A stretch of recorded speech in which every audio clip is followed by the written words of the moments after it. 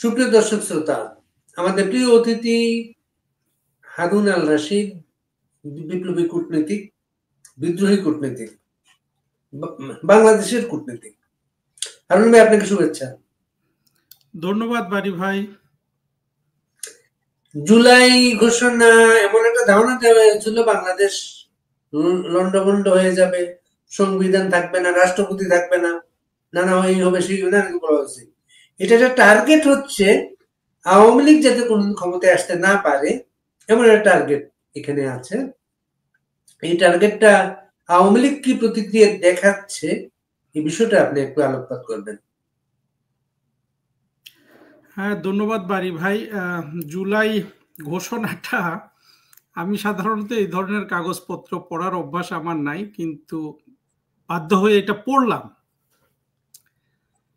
এইটা পড়ার পরে আপনার আওয়ামী লীগের প্রতিক্রিয়া তো আওয়ামী লীগ দিচ্ছে, বাট আমরা যেই ধরনের প্রতিক্রিয়া আশা করি অথবা সেই প্রতিক্রিয়াগুলি তারা যা দিবেন তা যেইভাবে ছড়ানো দরকার, মানুষের কাছে পৌঁছানোর দরকার, সেটা হচ্ছে কিনা সেটা আমি আওয়ামী লীগের যারা সোশ্যাল মিডিয়া চালানোর দায়িত্বে আছেন বা যারা দায়িত্বশীল আছেন তাদেরকে আমি এই জিনিসটা একটু ভেবে দেখতে বলবো।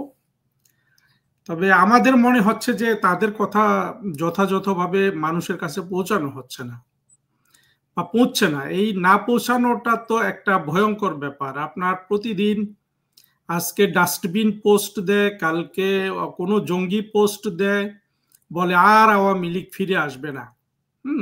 যেখানে বর্তমানে জননেত্রী শেখ হাসিনা সমর্থনে বাংলাদেশের কমপক্ষে 60% মানুষ আপনার দাঁড়িয়ে আছে ওনাকে রিসিভ করার জন্য। এবং আমি বিভিন্ন জায়গায় যেসব কথা শুনি, আপনার প্রধানমন্ত্রী শেখ হাসিনা যদি ডাক দেন 5,000 তৃণমূলের কর্মী জীবন দিয়ে দিতে প্রস্তুত আছে।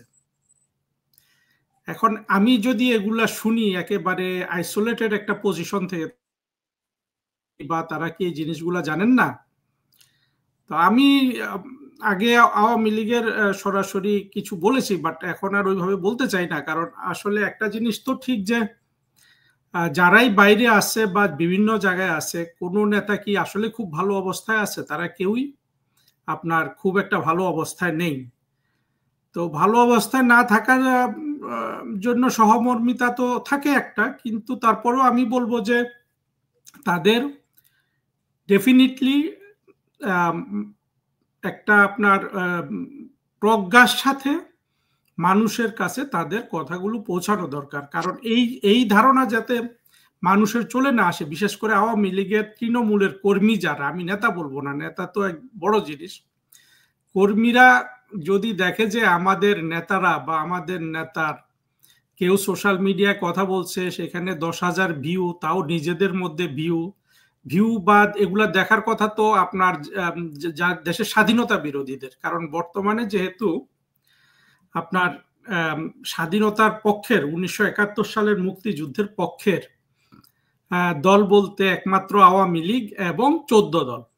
বাকি সবাই জেনে হোক বুঝে হোক, আমেরিকান ডলারের লোভে হোক, একেবারে সবাই আপনার বাম ডান আস্তিক নাস্তিক, অভিনেতা অভিনেত্রী, বিশ্ববিদ্যালয়ের শিক্ষক শিক্ষিকা, যাদেরকে আমরা অন্ধকার জগতের মানুষ মনে করি তারা, যাদেরকে আমরা আলোকিত মানুষ মনে করি তারা, সবাই গত বছরের আমেরিকান ডলারের লোভে এমন পচেছে, তাদের কারো এখন আর মুক্তিযুদ্ধের পক্ষে কথা বলার ইচ্ছাও নাই। তাদের আসলে তাদের সুযোগও নষ্ট হয়ে গেছে। হ্যাঁ, ডলারের লোভে সবাই তাদের চরিত্র বিকিয়ে দিয়েছে। বাংলাদেশের জন্য, 1971 সালের মুক্তিযুদ্ধের জন্য, বাংলাদেশের আপনার সংখ্যালঘুদের জন্য, বিশেষ করে নির্যাতিত হিন্দু সম্প্রদায়ের জন্য, এবং আমার আপনার মতো বিশ্বাসী কিন্তু সেকুলার, আমরা জঙ্গিবাদ পছন্দ করি না, এই মুসলমানগুলার জন্য, এদের নিরাপত্তার জন্য আওয়ামী লীগ আর 14 দল ছাড়া কিন্তু কিছু নাই আমাদের মাথার উপর। এমনকি ধরেন হিন্দুদের, যদিও আমি দেখি না ভারত সরকার বা ভারত রাষ্ট্র হিসাবে বাংলাদেশের নির্যাতিত হিন্দুদের জন্য কিছু করে, সেটা আমি কখনোই দেখিনি।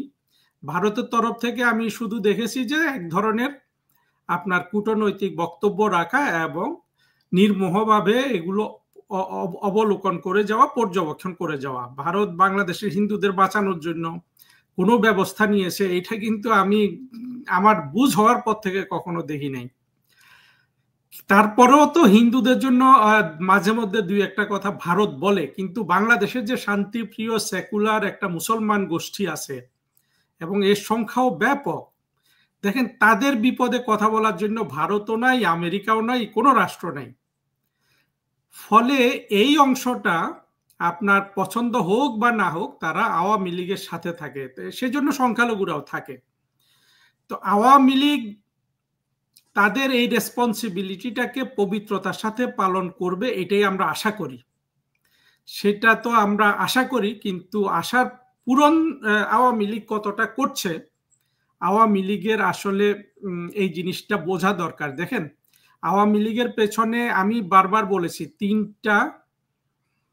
তিনটা মিথ্যা প্রপাগান্ডা দিয়ে, একটা হলো যে রাজনৈতিক অভিযোগ, যে গুম খুন, মানবাধিকার লঙ্ঘন, লোকজনকে বাড়িতে থাকতে না দেয়া, এগুলা বলেছে তারা একটা অভিযোগ। আর একটা অভিযোগ কি বলেছে, যে আওয়ামী লীগ বাংলাদেশের যত বড় বাজেট হচ্ছে সব বাজেটের টাকা তারা বিদেশে পাচার করে দিচ্ছে। এখন এগুলো দেখেন অদ্ভুত ব্যাপার হলো, বাংলাদেশের অর্থনৈতিক ব্যাপার উন্নতি করলো আওয়ামী লীগ, বাংলাদেশের অর্থনীতিকে বিএনপি রেখে যাওয়া ছোট্ট একটা অর্থনীতিকে, আপনার সেই অর্থনীতিকে শেখ হাসিনা যখন গত বছর রঙ্গমঞ্চ থেকে বা আপনার এই সরকার থেকে উনি সরে যান, সেই সময় বাংলাদেশের পিপিপিতে জিডিপি ছিল $1 ট্রিলিয়ন বেশি। আমি পিপিপিতে সবসময় হিসাব করি কেন, এটা আমাকে আপনার বিভিন্ন তুলনামূলক অবস্থাটা বুঝতে সাহায্য করে। ছোট্ট একটা দেশ, ছোট্ট একটা ইকোনমিকে শেখ হাসিনা রাত দিন খেটে বড় করে তুললো। সেখানে যদি দুর্নীতি হয় টাকার অঙ্কটাও বড় হবে, কিন্তু আপনার দেখা গেছে যে দুর্নীতিতে বাংলাদেশ যে যাদের সূচক নিয়ে লাফালাফি করা হয়, সে ট্রান্সপারেন্সি ইন্টারন্যাশনাল সূচকে 2009 থেকে ক্রমাগত উপরের দিকে উঠছিল, কখনো 40-41 নাম্বারে চলে এসেছিল। অর্থাৎ বাংলাদেশের থেকেও শেখ হাসিনা সরকার যেখানে 40-41টা দেশ পাওয়া গেছে যেগুলো বেশি দুর্নীতি প্রবণ, যেখানে 2001 সাল থেকে 2006 সাল পর্যন্ত বাংলাদেশ ছিল পরপর 5 বছর বিএনপির শাসনকালে যে সবচেয়ে শীর্ষ দুর্নীতিগ্রস্ত দেশ। এই জিনিসগুলো আওয়ামী লীগ কখনো বলে নাই। আমরা যখন এখন বলি, আমি বা দুই একজন বলি, আমরা কিন্তু আমাদের কথাগুলো কোথাও পৌঁছায় না। ওই 2-4 হাজার, 5 হাজার, 10 হাজার আপনার ভিডিও দেখেন, আপনি সেই নিবেদিত প্রাণ হয়ে আপনি চেষ্টা করছেন বাংলাদেশের মুক্তিযুদ্ধের পক্ষের মানুষগুলোকে একটা কণ্ঠ দেয়ার, কিন্তু দেখেন আমাদের এইসব কথা কিন্তু বেশি মানুষের কাছে পৌঁছে না। এই পৌঁছানোর দায়িত্ব তো আওয়ামী লীগকে নিতে হবে, তাই না? হয় আওয়ামী লীগ তাদের কথাগুলো বলবে, আর তারা যখন বলতে পারবে না, আমরা যারা বলি আমাদের কথাগুলো কিন্তু খুব বেশি জায়গায় পৌঁছে না। হ্যাঁ, এখন যেটা হলো যে এই জায়গায় একটা জিনিস ছিল যে তাদের এই জিনিসটা দেখেন, এই অর্থনৈতিক দুর্নীতি পুরো মিথ্যা কথা বলে, আর তারপরে গুম খুন, মানবাধিকার লঙ্ঘন, মিথ্যা কথা বলে। আর তৃতীয় যে মিথ্যা কথা বলছে যে ভারতের কাছে বাংলাদেশ বিক্রি, এই কথাগুলো বলে পিনাকিরাম সাধারণ মানুষকে আপনার রাস্তায় নামিয়েছে। যা হোক, এই প্রতিটা মিথ্যা কথার আমরা জবাব দিয়েছি, এখন জবাব বিভিন্নভাবে দেয়া হচ্ছে, কিন্তু আমার প্রশ্ন হলো যে এই জবাবগুলো বাংলাদেশের প্রতিটা মানুষের কাছে পৌঁছানোর ব্যবস্থাটা তো আওয়ামী লীগ করতে পারে। সেজন্য তাদের কোনো প্ল্যান কিছু তো থাকা উচিত। জননেত্রী শেখ হাসিনা যখন উনি আওয়ামী লীগের ইউটিউবে বা যখন উনি লাইভ করেন, সেখানে আমি গিয়ে দেখি 500-600 মানুষ শোনে। সেখানে তো আসলে 20 লাখ-25 লাখ মানুষের শোনার কথা, এটা শুনে না কেন? আওয়ামী লীগের এই প্রচার সেল, মিডিয়া সেল কি সেই প্রশ্নগুলো নিজেদেরকে করে? বরঞ্চ আওয়ামী লীগের তৃণমূলের কর্মীরা বলে যে এইগুলো বিভিন্নভাবে, মানে এইখানেও আপনার দ্বন্দ্ব, দ্বিধা দ্বন্দ্ব, মারামারি। কেন রে ভাই? এখন বিপদের সময় আপনারা কেন মানে বিভিন্ন ভাগে ভাগ হয়ে আছেন? এখন সবাই এক হতে পারেন না? আমি আওয়ামী লীগকে সমর্থন করতে আসি, আমি তো কোনো দ্বিধাদ্বন্দ্বে জড়াই না। আমি ছোট একটা কর্মীর একটা ফেসবুক পোস্ট পাইলে আমি সেখানে একটা প্রতিক্রিয়া দেই, নাইলে একটা রিয়াকশন দেই। হ্যাঁ, যাতে সবাই সবাই জানান দিতে পারে। কিন্তু আওয়ামী লীগের যেসব জায়গা থেকে এসব জিনিস ছড়ানো দরকার বা যেভাবে অর্গানাইজড ওয়েতে আপনার বাংলাদেশের সাধারণ মানুষের পাশে দাঁড়ানোর যে নিশ্চয়তা প্রধানমন্ত্রী শেখ হাসিনা বারবার দিচ্ছেন, সেই কথাগুলো মানুষের কাছে পৌঁছানোর দায়িত্বটা আওয়ামী লীগ সঠিকভাবে কি পালন করছে এতদিন পরে এসেও? যাই হোক, এই প্রশ্নগুলো আমি রাখলাম এই জন্য যে আপনি যেটা বললেন যে জুলাই সনদের আওয়ামী লীগের প্রতিক্রিয়াগুলো আসলে যেটাই আছে সেখানে তারা যা বলেছেন এগুলো মানুষের দরবারে ব্যাপকভাবে পৌঁছানো দরকার। পৌঁছানোর দায়িত্ব শুধু আওয়ামী লীগের নেতা নয়, কর্মী নয়, সবাইকে নেওয়া উচিত। আমি মনে করি যে সবার এখন অতীত ভুলে যাওয়া উচিত। আর আপনার এই 2024 সালে আওয়ামী লীগের উপর যেই অন্যায় হয়েছে একটা ষড়যন্ত্রের মাধ্যমে, হ্যাঁ, আমেরিকান ডলার একদিকে ইউনুসের চক্রান্ত, আরেকদিকে আপনার মৌলবাদী জঙ্গিদের উর্বর মস্তিষ্ক, আপনার ক্রিয়েটিভ মস্তিষ্ক, সবকিছু মিলে আওয়ামী লীগের উপর যে অন্যায় অত্যাচার হয়েছে, হ্যাঁ, সেটার তুলনায় তো আসলে ওই তাদের যে অর্থনৈতিক দুর্নীতি বলুন, গুম খুন বলুন, এগুলা কিছুই না। ফলে আসলে এগুলোর আর কোনো প্রাসঙ্গিকতা নাই কেন দেখেন, আওয়ামী লীগের আমলে দুর্নীতির কথা বলা হয়েছে, সন্ত্রাসীরা দুর্নীতির কথা, মৌলবাদীরা, এগুলা বলে বলে বলে মানুষের ব্রেইন আপনার একদম স্যাচুরেটেড করেছে আপনার এই কিন্তু আমরা গত এক বছরে ইউনুসের শাসন আমলে আমরা কি দেখলাম যে একা ইউনুস আপনার যেই পরিমাণ অর্থ আত্মসাৎ করেছে রাষ্ট্র থেকে তার চাতুর্যপূর্ণ প্রক্রিয়াতে, সেটা কমপক্ষে 6,000 কোটি টাকা হবে। বিভিন্ন জনে যে হিসাব দেয় তা 10,000 কোটি টাকা ছাড়িয়ে যাবে। আমি একটু কনজারভেটিভ থাকতে চাই, আমি আমার কথাগুলো গুজব হিসাবে করতে চাই না। আমি সেই জন্য দেখবেন আমি কোনো গুজবে কানও দেই না, গুজবের কথা আমি বলিও না, আমি ভবিষ্যৎবাণীও করি না যেটা আমি বুঝি না। কিন্তু এই ইউনুস, এই বাটপাল লোকটা যখন বাংলাদেশের মানুষের অর্থনীতি ডুবে গেল, এমনকি দেখেন কোভিডের সময় সারা বিশ্বে যেখানে নেগেটিভ গ্রোথ হয়েছে, সেই সময় কিন্তু প্রধানমন্ত্রী শেখ হাসিনা যে গ্রোথ ধরে রেখেছিলেন 19-20 সালে, তার থেকে কমে গেছে বর্তমানে ইউনুসের সময় মানে আমাদের অর্থনৈতিক গ্রোথ। এখন বলা হচ্ছে এটা 3.5% বা 3%। হ্যাঁ, আর আওয়ামী লীগ সরকারের আমলের যদি আপনি গড় জিডিপি প্রবৃদ্ধি আপনি দেখেন, সবগুলা যোগ করলে 6.5%। এমনকি কোভিডের সময়ের ওই যে 4.5% নেওয়ার পরেও, এটা বিশাল একটা জিনিস। এই হিসাবগুলো তো আওয়ামী লীগ দেয় নাই, এই হিসাবগুলো আমি দিচ্ছি না, আপনি দিচ্ছেন না, এগুলো বিশ্ব ব্যাংক বলেন, পশ্চিমারা যারা এইসব হিসাব তৈরি করে, হ্যাঁ, তাদের হিসাবে। তো আপনার এই জায়গায় এসে ইউনুস কি করলো, রাষ্ট্রের অর্থনীতি যখন ধ্বংসের মুখে, রাষ্ট্র যখন প্রায় আপনার কি বলে দুর্ভিক্ষের সম্মুখে, তখন সে একেবারে 2-3 মাসের মধ্যে, ক্ষমতায় আসা 2-3 মাসের মধ্যে, আমরা 666 কোটি টাকাটা জানি, আরো বিভিন্নভাবে গ্রামীণ ফোনের কর রেয়াত, গ্রামীণ ব্যাংকের কর রেয়াত, বিভিন্নভাবে আপনার বিশ্ববিদ্যালয় গঠন, আদম ব্যাপারীর লাইসেন্স সহ বিভিন্ন জিনিস যদি আপনি ধরেন, সরাসরি ইউনুস 6,000 কোটি টাকা আত্মসাতের দায়ে দণ্ডিত হবে ভবিষ্যতে কমপক্ষে। কিন্তু সবচেয়ে বড় কর্পোরেট হাউসের মালিক সে। জি জি, যত কর্পোরেট, সবচেয়ে বড় কর্পোরেট হাউস।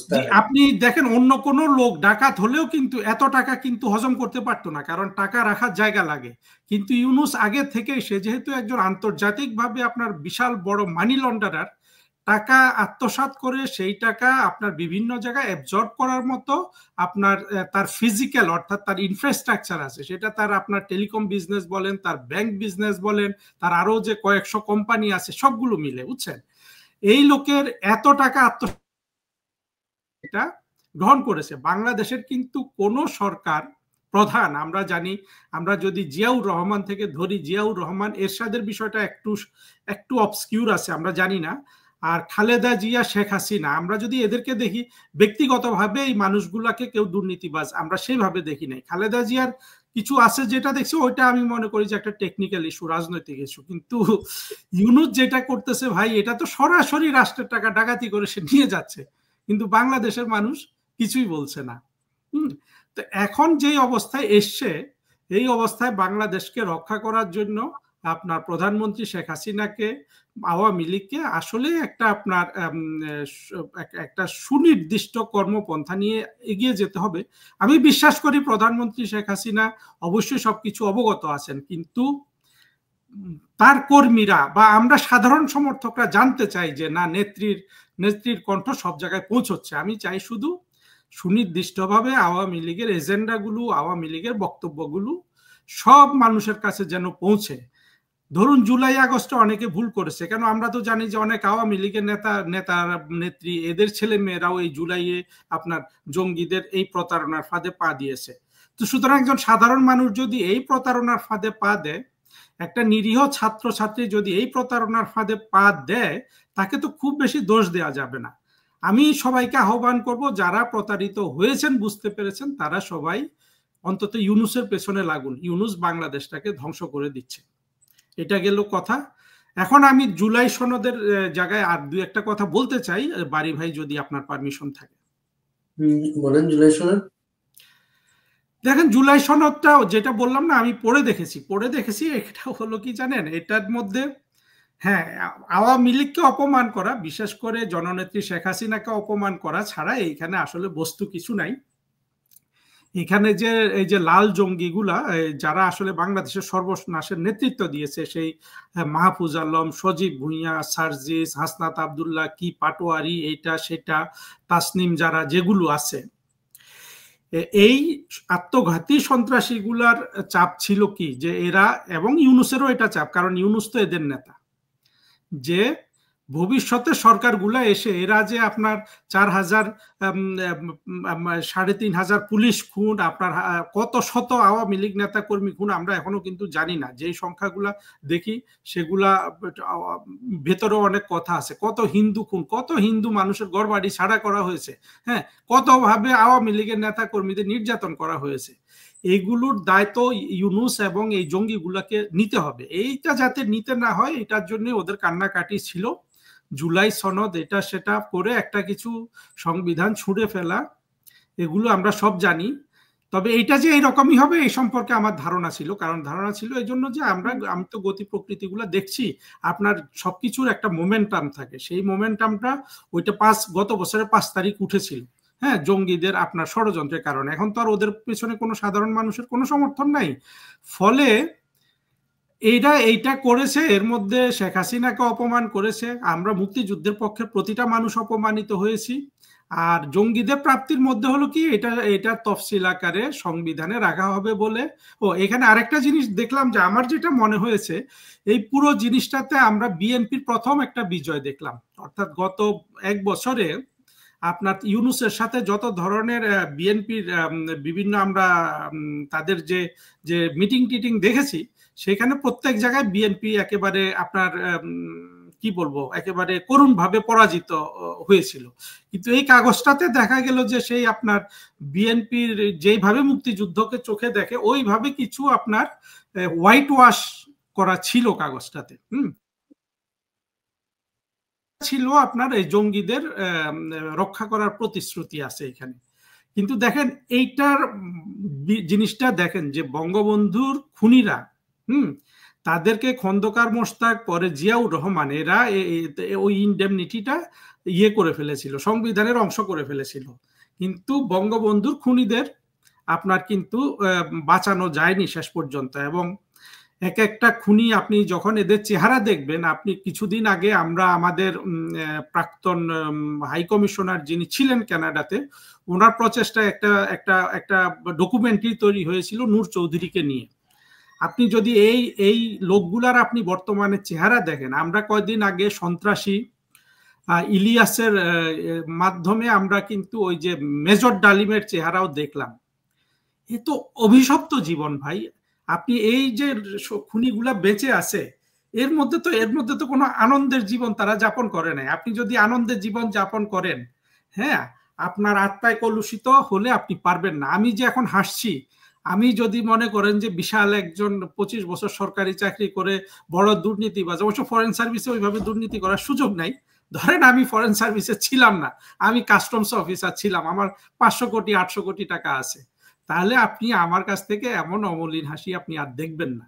আমি বিশ্বাস করি যে কোনো অপরাধী আপনার শাস্তি পায়, ভয়াবহ ভয়াবহ শাস্তি পায়, এমনকি সে ফাঁসির দড়ি না নিলেও শাস্তি পায়। হ্যাঁ, সেটা যে পায়, আমরা যদি এখন মেজর ডালিমের ছবি দেখি, আমরা যদি এখন নূর চৌধুরীর ছবি দেখি, কিংবা আমরা যদি জেলখানায় যখন বিচার হচ্ছিল কর্নেল ফারুক, শাহরিয়ার, এই লোকগুলোর ছবি দেখি, আমরা বুঝতে পারি যে কোনো অপরাধী খুনি কখনো আপনার সুখে থাকতে পারে না। হ্যাঁ, সেই জন্য আমি যে কোনো মানুষকে আমি আহ্বান জানাই যে ভাই যাই করেন জীবনে খুন করবেন না কাউকে। একটা মাসি মারলেও কষ্ট পাওয়ার দরকার আছে, কারণ আমি তো একটা মাসিকে প্রাণ দিতে পারি না, তাই না? সেই ক্ষেত্রে যেটা আমি বলতে যাচ্ছিলাম সেটা হলো, দেখেন বঙ্গবন্ধুর খুনিরা শুধু বঙ্গবন্ধুকে খুন করেছে, ওরা কিন্তু, হ্যাঁ, বঙ্গবন্ধুকে খুন করার অপরাধ সেটা বিশেষভাবে বিবেচ্য বিষয়, সেটা মানে তার অপরাধ অনেক বড়, কিন্তু এই খুনিগুলা কিন্তু বাংলাদেশের হাজার হাজার পুলিশ খুন করে নাই, আপনার শত শত আওয়ামী লীগের নেতা কর্মীকে খুন করে নাই, লক্ষ লক্ষ বাড়িঘর ওরা ডাকাতি করে নাই। যেটা 24-এ সন্ত্রাসীরা করেছে, এই যে সার্জিস বলেন, হাসনাত বলেন, ইউনুস বলেন, যার নামই নেন, এরা কিন্তু ওই পরিমাণ খুনের অপরাধে অপরাধী হয়ে আছে। হ্যাঁ, এই যে আপনি শুধু একমাত্র পুলিশ খুনের যেই বিচার ভবিষ্যতে হবে, এরা 14 গোষ্ঠী এই তাড়নায় ভুগবে। আপনি রাষ্ট্রের সবচেয়ে, বাংলাদেশ রাষ্ট্রের আজকে তো খুবই ভালোভাবে প্রমাণিত হয়ে গেছে, বাংলাদেশ রাষ্ট্রের যাদের হাতে ডান্ডা, আপনার এই যে অস্ত্র আছে, এদের মধ্যে পুলিশই একমাত্র মুক্তিযুদ্ধের পক্ষে দাঁড়িয়েছিল জুলাই আগস্টের জঙ্গি উত্থানের সময়। এই পুলিশ সদস্যদের খুন, এবং কি করুণ ভাবে, কি নিষ্ঠুর ভাবে খুন করেছে, সেইটার জন্য এদের যে পরিমাণ তাড়ায় থাকতে হবে, সেটা এগুলা যে তারা বোঝে না তা নয়, এরা সবই বোঝে। তারপরেও এরা কেন সাংবিধানিক প্রোটেকশন চায়, কেন তারা আপনার এই আইনের মাধ্যমে প্রোটেকশন চায়, রাষ্ট্রের কাছে প্রোটেকশন চায়, বিএনপির কাছে প্রোটেকশন চায়, বিএনপি তো এটা মেনে নিয়েছে, হ্যাঁ, যে এদেরকে প্রোটেকশন দিবে। অর্থাৎ এই যে আপনার পুলিশ খুন হলো, এই যে আপনার শত শত আওয়ামী লীগের কর্মীরা খুন হলো, নিষ্ঠুরভাবে আপনার তাদেরকে হত্যা করা হলো, তারপরে যে লক্ষ লক্ষ বাড়িঘর ডাকাতি হলো, এগুলা প্রোটেকশন দেওয়ার জন্য বিএনপি রাজি হয়েছে। এটা কি বিএনপির জন্য ভালো হয়েছে না মন্দ হয়েছে, আমরা বিএনপিকে কোন ভাবে দেখবো, এগুলো এই জিনিসগুলা কিন্তু বিএনপিকে ডিফাইন করছে এখন। যা হোক, আমি যেটা বলতে চাচ্ছি, দেখেন কোনো অপরাধী প্রোটেকশন পায় না কিভাবে, কিন্তু তারপরও কেন তারা এটা করছে, কেন এই সন্ত্রাসীগুলা দেখেন, 5-7 জন সন্ত্রাসী কিন্তু যখন এগুলা হচ্ছে এখানে, ওরা কক্সবাজার চলে গেছে কোনো একটা, হয়তো আমি জানি না, বলা হয়েছিল যে এরা পিটার হাসের সাথে মিটিং করতে গেছে, যাই করতে গেছে আমি জানি না, যেখানে ওরা আসলে বুঝে গেছে যে ওদের এই রাষ্ট্রের ওদের অপরাধের দায় নিবে না, ফলে ওরা ওই জায়গাটায়, যেটা ওদের জন্য জীবন মরণ সমস্যা এই সন্ত্রাসীগুলোর জন্য, সেই সময় যখন এটা ইউনুস পড়ছে, ওই সময় ওরা ওর বাইরে থাকতে পারে না। বাইরে কেন ছিল, কারণ ওরা ওই ট্যাক্সটা আগে, এবং এইটাতে তাদের প্রোটেকশন দিবে না, তারা বুঝে গেছে। আরেকটা জিনিস দেখেন বাড়ি ভাই, আপনি প্রোটেকশন না দিলেও তো এগুলা কেন করছে, সেই প্রশ্নটার একটা উত্তর আসলে দরকার। সেটা হলো কেন করছে জানেন, আপনি দেখবেন এই যে যুদ্ধাপরাধী লোকগুলা যেগুলার ফাঁসি হয়েছে, এই মনে যাদের ফাঁসি হয়েছে আর কি, যে লোকগুলা মুজাহিদ, তারপরে আপনার মতিউর রহমান নিজামী, সালাউদ্দিন কাদের চৌধুরী, কাদের মোল্লা, এরা কিন্তু শেষ পর্যন্ত ওরা চেষ্টা করে গেছে। কি চেষ্টা করে গেছে, একেবারে আপনার ওদের কথা না বললাম, আমি আসলে এই ব্যাপারে ওই যুদ্ধাপরাধীদের নাম নিতে চাই না, যে কোনো একজন খুনি যার ফাঁসি হবে, ফাঁসি থেকে সে বাঁচতে পারবে না, দেখবেন তাও সে 2 ঘন্টা বেশি বাঁচার চেষ্টা করে, যে জানে যে রাষ্ট্রপতি তাকে ক্ষমা করবে না, সেও কিন্তু রাষ্ট্রপতির কাছে ক্ষমার জন্য একটা দরখাস্ত করে, অর্থাৎ তাতে যদি 2 দিন বেশি বাঁচা যায়। এই খুনিগুলা কেন এটা করলো, এই একই জিনিস, যে ওরা জানে যে ওরা বাঁচতে পারবে না, ওরা কি এটা জানে না ওরা কম চালাক, কম নির্বুদ্ধিমান লোকজন কি এত বড় সন্ত্রাস করতে পারে রাষ্ট্রের বিরুদ্ধে, যেখানে রাষ্ট্রের একটা বৈধ সরকার পড়ে যায়? না, এরা সবাই অত্যধিক চালাক, কিন্তু চালাক হলেও জানে যে ওরা ওদের মাথার উপর, ওদের গলার উপর ফাঁসির দড়ি ঝুলছে, ফলে যতভাবে প্রোটেকশন নেওয়া যায়, অর্থাৎ 2 মিনিট যদি বেঁচে থাকা যায়, এটাকে আমি ওইভাবে দেখি। অর্থাৎ একজন খুনি জানে যে তার ফাঁসির রায় কার্যকর হয়ে যাবে, শেষ মুহূর্তে সে 2 ঘন্টা সময় বাঁচার চেষ্টা করে। এই যে জুলাইয়ের যে আপনার এই কাগজটা ঘোষণা দিল ইউনূস, এইটার মধ্যে ওই রকম একটা চেষ্টা দেখি এই সন্ত্রাসীদের বাঁচানোর। কিন্তু ওরাও জানে যে এই কাগজ, আপনি ওই যে জঙ্গি জাহেদের ভিডিওগুলা দেখেন, আমি তো জঙ্গিদের ভিডিওগুলা দেখি এই জন্য যে কারণ জঙ্গিরা কি করে না করে এটা দেখার আমার একটা আগ্রহ থাকে। এরা জানে যে আসলে সংবিধানে কোনো কিছু অন্তর্ভুক্ত করে কোনো অপরাধীকে চিরজীবন বাঁচিয়ে রাখা যায় না, কিন্তু তবুও কিন্তু অপরাধী চেষ্টা করে যদি 2 দিন আপনার আইনের বাইরে থাকা যায়, যদি 3 দিন মৃত্যুদণ্ড ঠেকিয়ে রাখা যায়, এই চেষ্টার অংশ হিসাবে এরা এই সন্ত্রাসীরা আপনার এই কাগজটা ঘোষণা করে নিয়েছে। এবং এখানে আরো দুঃখের বিষয় হলো যে এখানে বিএনপি এগুলা মেনে নিয়েছে। যাই হোক, ভবিষ্যতে বাংলাদেশের রাজনীতি দেখার মতো বিষয় হবে। তবে বাংলাদেশের সাধারণ মানুষের জন্য কোনো সুখবর নাই। বাংলাদেশের সাধারণ মানুষের সামনে এখন আমি শুধু দুর্ভিক্ষ দেখতে পাচ্ছি। হারুন ভাই, একটা জিনিস রেকর্ডে রাখি আপনার সাথে সংযুক্ত করে। 21শে জুলাই তারেক রহমান কিন্তু কক্সবাজারে ছিলেন। এখানে সবকিছু সাজিয়ে তিনি 3 দিনের জন্য কক্সবাজার চলে গিয়েছিলেন। জুলাই ঘোষণা, যে ঘোষণার জন্য তারা এত আকুপাকু করলো, সেদিন তারা ঢাকায় ছিল না, কক্সবাজার ছিল। এখন আবার তার দল আবার কারণ দর্শন নোটিশ দিয়েছে, এটা আর কোন নাটক সেটা আমরা জানতে চাইব। এই ঘটনার পরে ওইখানে আবার ওদেরকে জাতীয় বীর ঘোষণা করতে হবে। মুক্তিযুদ্ধের শহীদদের অপমাননা তো শেষ নাই। আর এই জুলাইতে যারা মারা গিয়েছেন, তারা কিভাবে মারা গিয়েছেন সেই বিতর্কটা নিষ্পত্তি হওয়া দরকার, যত তদন্ত হওয়া দরকার। মারা গিয়েছে এটাই তো সত্য, পরিবারগুলো ক্ষতিগ্রস্ত হয়েছে, মানুষ জানতে চায় কেউ মারা গিয়েছেন। তারপর স্বীকৃতির অন্য বিষয়। আর একটা বিষয় হচ্ছে, উনি কিন্তু সেই রাতে জাতির উদ্দেশ্যে ভাষণে ইলেকশন কমিশনকে বলেছিলেন ফেব্রুয়ারির আগে নির্বাচনের ব্যবস্থা করতে, রমজানের আগে। এবং গতকালকে ইলেকশন কমিশন এই চিঠিটা পেয়েছে প্রধান উপদেষ্টার কার্যালয় থেকে।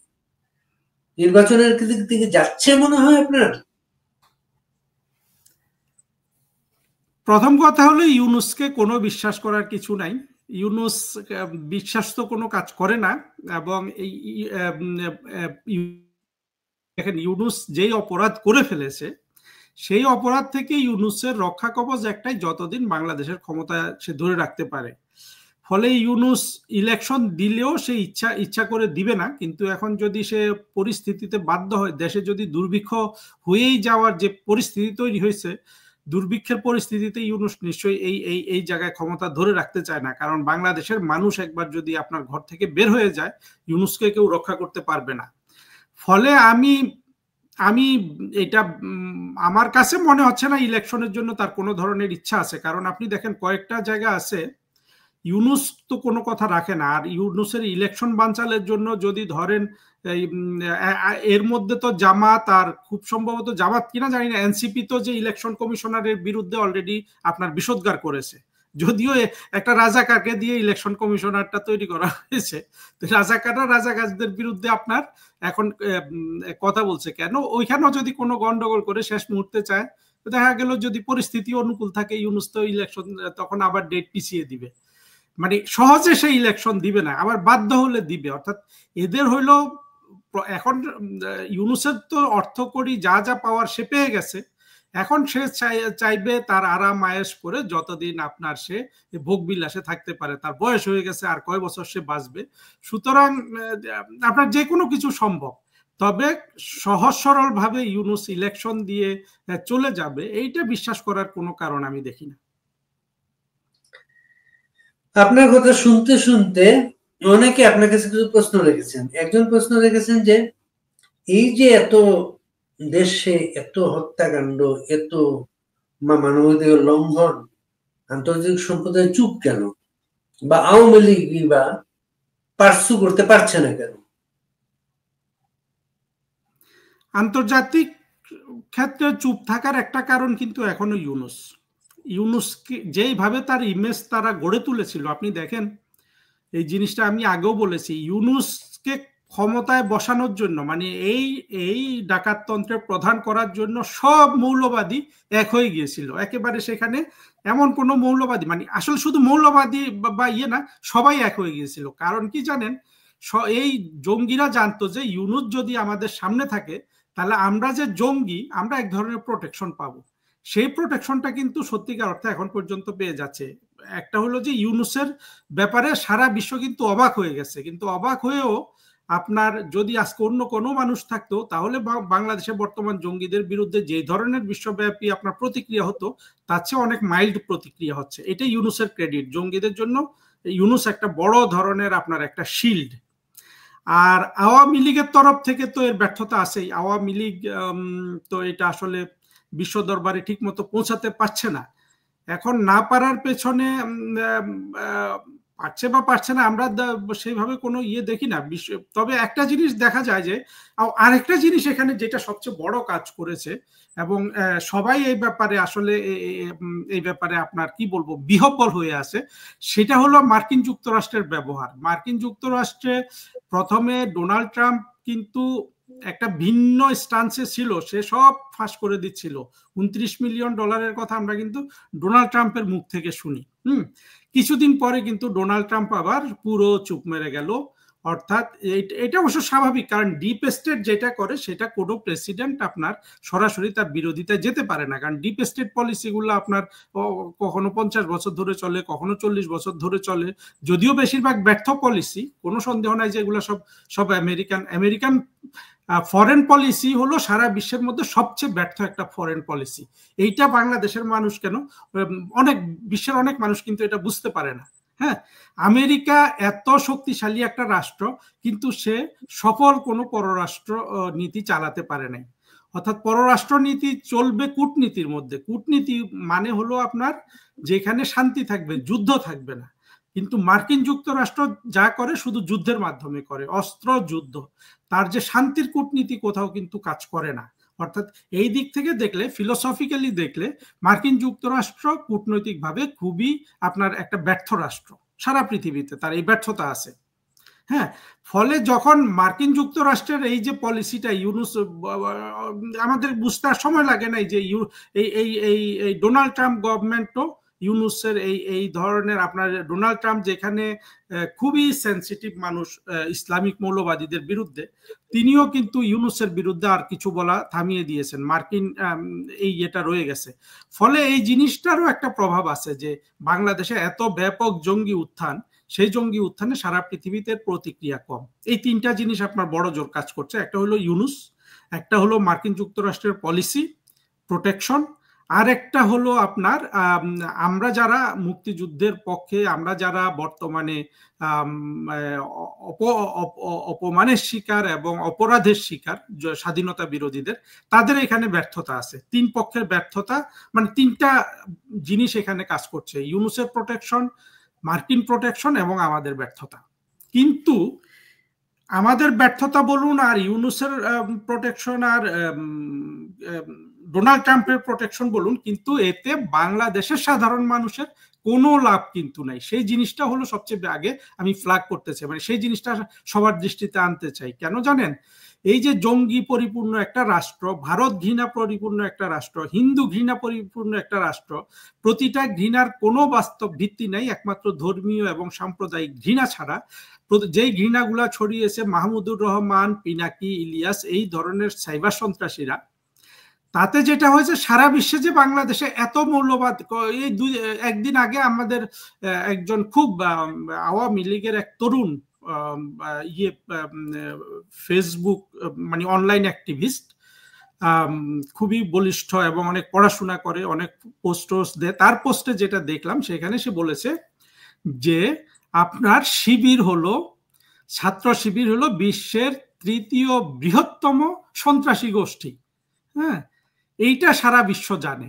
ফলে কি হয়েছে, আপনার বাংলাদেশের সাথে তারা ব্যবসা বাণিজ্য এখন আর করছে না, বাংলাদেশের অর্থনৈতিক নষ্ট। আর বাংলাদেশের সাধারণ ছাত্র ছাত্রী, সাধারণ মানুষ যারা আগে বিদেশে যেত, কেউ বেড়াতে যেতে চাইতো, কেউ চিকিৎসার জন্য যেত, বেশিরভাগ পড়াশোনার জন্য, উন্নত জীবনের জন্য যেত, এই এই এই এই সবগুলো ক্ষেত্র কিন্তু প্রচন্ডভাবে সংকুচিত হয়ে এসছে এই জঙ্গিদের এত বড় জারান দেওয়ার ফলে।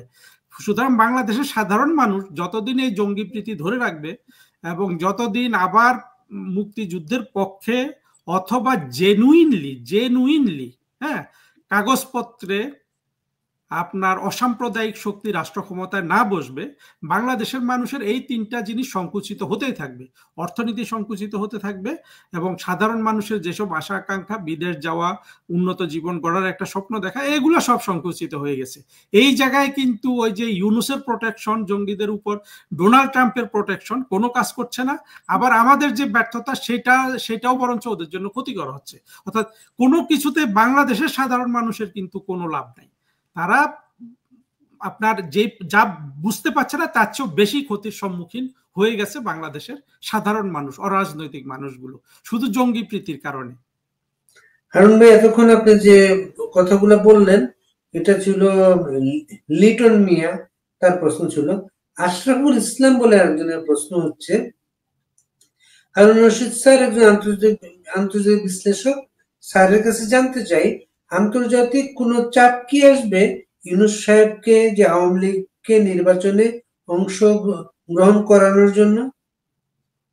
চাপ তো কোনো না কোনো জায়গা থেকে আসবেই, কিন্তু যেটা হবে জানেন, এই ইউনূস যে প্রক্রিয়া ইলেকশনটা এখন ভাবছে, অর্থাৎ বিএনপি বলুন যারা, অর্থাৎ 2024-এর জুলাই আগস্টের আপনার ষড়যন্ত্রের অংশীদার যারা, এই ষড়যন্ত্রের অংশীদার সবাই যারা এটা সমর্থনে আছে, এখানে আমি কাউকে বাদ দিতে পারবো না। এদের এখন যেই নির্বাচনের কথা তারা বলছে, সেই নির্বাচন প্রক্রিয়া কিন্তু আওয়ামী লীগ নাই, দেখবেন। অর্থাৎ আওয়ামী লীগ নাই মানে বাংলাদেশের কমপক্ষে 60% মানুষ এই প্রক্রিয়ায় নাই, জড়িত নাই। ফলে আপনার যে ইলেকশন যদি এইভাবে হয়, আওয়ামী লীগকে যদি একেবারে আপনার পরিপূর্ণভাবে ইলেকশনে আপনার অংশগ্রহণ করতে না দেওয়া হয়, এই ইলেকশনগুলো কোথাও আপনার গ্রহণযোগ্য হবে না। বরঞ্চ এরা তো শেখ হাসিনার নির্বাচনের কথা বলে, যে কোনো ওই ধরনের যে কোনো নির্বাচনের চেয়ে এটা জঘন্য একটা নির্বাচন হিসাবে আপনার আন্তর্জাতিক বিশ্বের চোখে পড়বে। সেখানে কিন্তু আন্তর্জাতিক বিশ্ব এইটাকে কোনো বৈধতা দিতে আসবে না। অর্থাৎ যতদিন গায়ের জোরে এগুলা ধরে রাখা যায়, আর গায়ের জোর শেষ, সবগুলার আবার বিচার হবে। একটা ফর্মুলার কথা শোনা যাচ্ছে যে শেখ হাসিনার একটা বিচার করে একটা রায় দিবে, তারা রায়টা দিয়ে আওয়ামী লীগের হাত পা বাঁধা অবস্থায় তারা বলবে তোমরা ইলেকশনে আসো, যেটা আওয়ামী লীগের পক্ষে ইলেকশনে আসার মতো কোনো অনুকূল পরিবেশই থাকবে না সেটা। এবং এই ধরনের ইলেকশনে আওয়ামী লীগের যাওয়াই উচিত না। আওয়ামী লীগ যদি ইলেকশনে না যায় দলগতভাবে, সেই ইলেকশনে কোনো বৈধতা পাওয়ার কোনো সুযোগ নাই। এবং এই ইলেকশনটা, এই ইউনূসের ইলেকশনটা, আপনি যেইভাবে ওরা শুধু ইলেকশন করে আপনার 15-20 বছর কাটিয়েছে, সবগুলো হচ্ছে আপনার জঘন্য একটা ইলেকশন হিসাবে লিপিবদ্ধ হবে। আরেকটা বিষয় হারুন ভাই, আপনি একটু বলেন তো, ডোনাল্ড ট্রাম্প, ভারতের সাথে সম্পর্ক খুবই অবনতিশীল একটা পরিস্থিতি। রাশিয়া থেকে ভারত তেল কিনে এই অভিযোগ করে ডোনাল্ড ট্রাম্প সম্ভবত 50% ট্যারিফ ভারতের বিরুদ্ধে দিতে যাচ্ছে। এই সময় ভারতের প্রাইম মিনিস্টার যাচ্ছেন চীনে, এরপর যাবেন পুতিন। আন্তর্জাতিক কোনো মেরুকরণ ঘটছে এখানে? খুব সম্ভাবনা আছে এবং এই মেরুকরণ কিন্তু এখনই নতুন করে না, ব্রিক্স তৈরি হওয়ার পর থেকে আমরা দেখছি এই মেরুকরণ ঘটছে। এই মেরুকরণের প্রক্রিয়াটা অবশ্যই অত্যন্ত ধীর হবে। যদি এই এখন চীন আর ভারত যদি ঐকমত্য পৌঁছতে পারে, তাহলে এটা আপনার অতি দ্রুত হবে। কিন্তু এই মেরুকরণ চলতেই থাকবে। অর্থাৎ মার্কিন সাম্রাজ্যবাদ, মার্কিন যুক্তরাষ্ট্র পৃথিবীর সবচেয়ে শক্তিশালী দেশ হিসাবে এখন যে চূড়ায় আছে, এর চেয়ে আর উপরে উঠার তার কোনো স্কোপ নাই। হ্যাঁ, বিশেষ করে বিশ্বে এতগুলা ক্ষমতার কেন্দ্র তৈরি হওয়াতে, বেইজিং, বিশেষ করে বেইজিং আর ভারত যেভাবে এগিয়ে তৈরি হচ্ছে, এবং রাশিয়া, এরা যদি এদেরকে এখন ডোনাল্ড ট্রাম্প যেটা বোঝা যাচ্ছিল যে ডোনাল্ড ট্রাম্প, আসলে ডোনাল্ড ট্রাম্পের মাথায় তো পাগলামি আছে, এটা সবাই জানে। এই লোক আনপ্রেডিক্টেবল। আমি এই লোকটাকে একটা কারণে আমি তাকে আপনি অ্যাপ্রিসিয়েট করতাম, যে তার অবশ্যই ইসলামিক জঙ্গিবাদ যেটা আমাদের জন্য ক্ষতিকর সেটাকে সে ক্ষতিকর হিসাবে চিহ্নিত করতো। আমেরিকার অন্যান্য সরকারগুলা এটার প্রতি এক ধরনের আপনার প্রহসন, মানে এক ধরনের আপনার কপটাচার করতো। সেইটা ডোনাল্ড ট্রাম্পের মধ্যে আমরা দেখি নাই। কিন্তু এখন তো দেখা যাচ্ছে ডোনাল্ড ট্রাম্প এই দিক থেকেও যদি ফেল করে, তাহলে ডোনাল্ড ট্রাম্প হবে সবচেয়ে বড় একটা ফেলিওর মার্কিন যুক্তরাষ্ট্রের জন্য। আর ডোনাল্ড ট্রাম্পের কার্যকলাপ যদি এদেরকে একত্রিত করে এবং তারা যদি সেইভাবে পলিসি নেয়, তাহলে তো আমেরিকান সাম্রাজ্যবাদের পতন খুব দ্রুত হবে। তবে যে জিনিসটা নিশ্চিতভাবে বলা যায়, পতন কত দ্রুত হবে, কত দীর্ঘ হবে, এটা আমেরিকান পলিসিগুলোর উপর নির্ভর করবে। কিন্তু আমেরিকা শেষ পর্যন্ত বিশ্বের 1 নম্বর সুপার পাওয়ার থাকতে পারবে না। কিন্তু এখানে আমি আরেকটা কথা বলে নিই, কিন্তু যতক্ষণ সে আছে ততক্ষণ তার সাথে যথেষ্ট পরিমাণ কূটনীতি চালিয়ে যেতে হবে, যেটা আমাদের আওয়ামী লীগ সরকার করে নাই। আওয়ামী লীগ সরকারের কূটনীতির মধ্যে আমি ব্যক্তিগতভাবে কোনো প্রজ্ঞার পরিচয় আমি পাইনি।